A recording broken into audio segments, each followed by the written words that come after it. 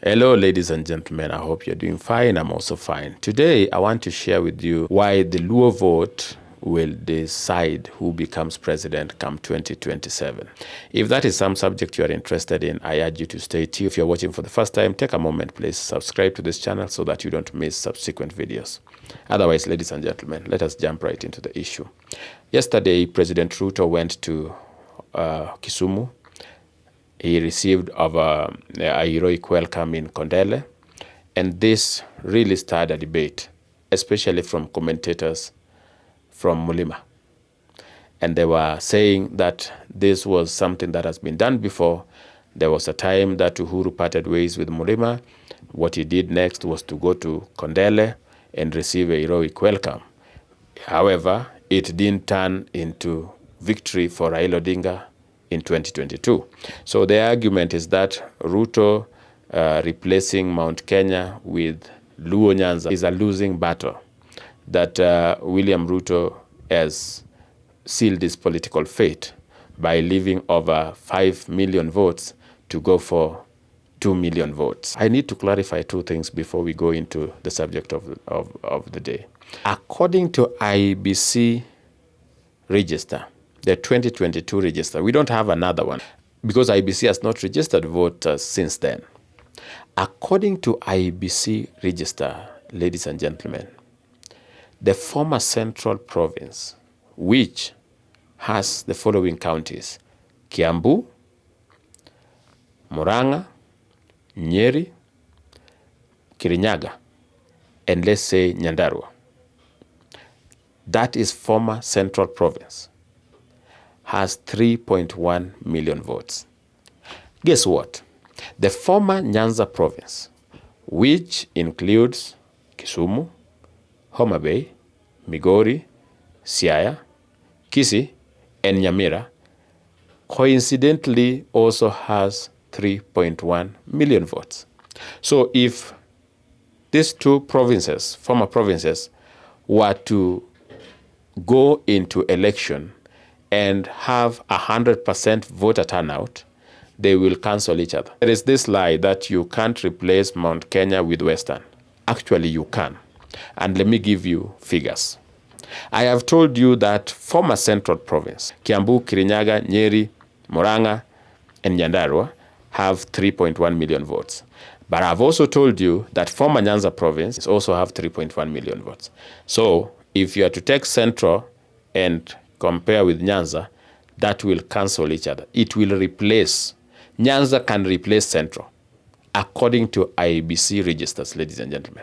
I am not making this up. This IBC register is available for the public. You just go to their site and download voter register per county and add the counties that form these former provinces, and you will agree with me that former Central Province has 3.1 million votes and former Nyanza Province has 3.1 million votes. And that, ladies and gentlemen, cancel each other. It means you can replace former Central Province with former Nyanza Province. Now, let's go to the wider Mount Kenya. We have something called Mount Kenya East, that is Meru, Embu, and Tharaka. According to the same IEBC register, those counties, the total is 1.3 million votes. So 1.3 million votes. Remember, when you get the support of Luos, you are likely to get Vihiga, Busia, and Kakamega. That, ladies and gentlemen, also is more than 1.3 million votes. So that will cancel what we call Upper Eastern. I'm not going to go into the politics of saying, oh, but you see Ruto is guaranteed of Mount Kenya East. No, he's not. Unless something drastically happens, he's not. Voting patterns, based on the voting patterns from 2013, from 2002, these people have voted similarly. Mount Kenya East and Mount Kenya West have voted the same way. But I'm telling you that Mount Kenya East, the Meru, Tharaka, and Embu, can be nullified, can be replaced with the votes from Kakamega, Busia, and Vihiga. Now you have Laikipia and Nakuru.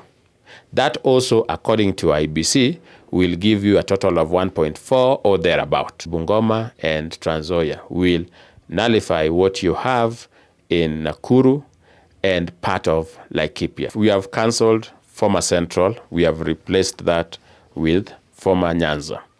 You have what we call Mount Kenya East.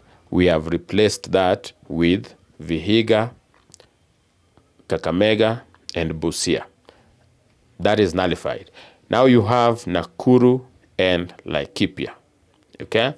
And you take Bungoma and Trans Nzoia, that nullifies Nakuru and part of Laikipia. So Western technically can neutralize Mount Kenya. But you see, you have Nairobi, where you still have a considerable Mount Kenya voters.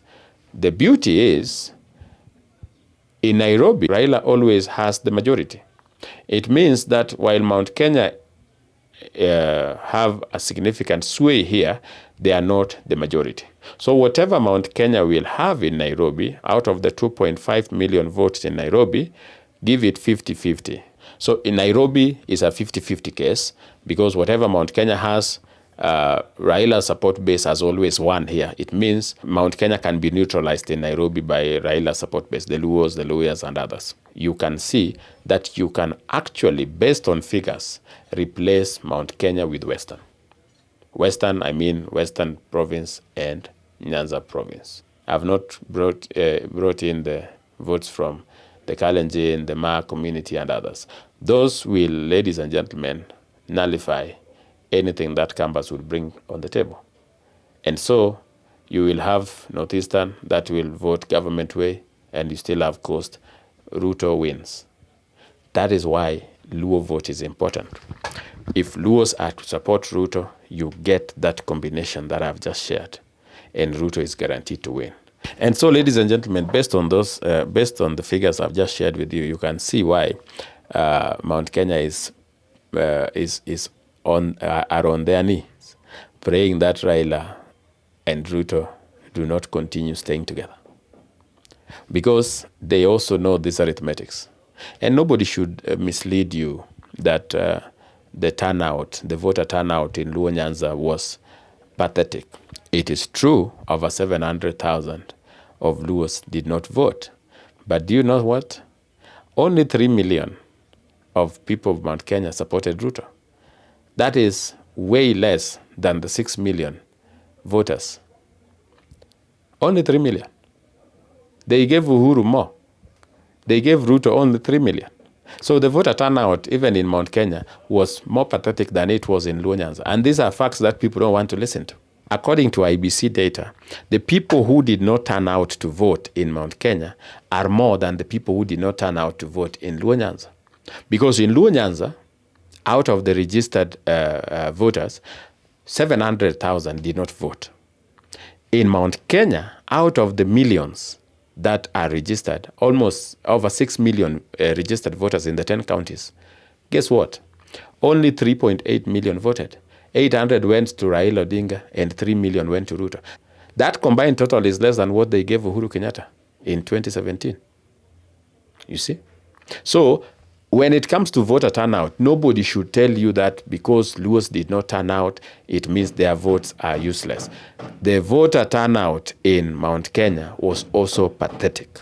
Actually, it was worse. It was the lowest in the history of Mount Kenya. Okay? Because one of their own was not on the ballot. And in 2027, chances are that Mount Kenya is not going to field a candidate. The regard whom they could have fielded cannot vie for 10 years. So if they are supporting Kalonzo, the turnout will still be pathetic. It will, according to arithmetics that I've given you, it will be nullified. Central can be replaced by Nyanza. And Mount Kenya as a whole can be replaced by Western as a whole. And so, ladies and gentlemen, that is why I'm telling you, Luos are going to decide who becomes the president. If they go with Ruto, Ruto is home. If they decisively decide that it is William Ruto for 2027, I tell you that Ruto will be re-elected. But if they don't, then Ruto also has a very slim chance of getting re-elected. If you found this video useful, ladies and gentlemen, let me know. And if you are watching for the first time, you've never subscribed, take a moment, subscribe to this channel. Otherwise, allow me to take this opportunity to thank you for taking your time to watch. Don't forget to share this video with friends and to drop a like. Let's meet in the next video.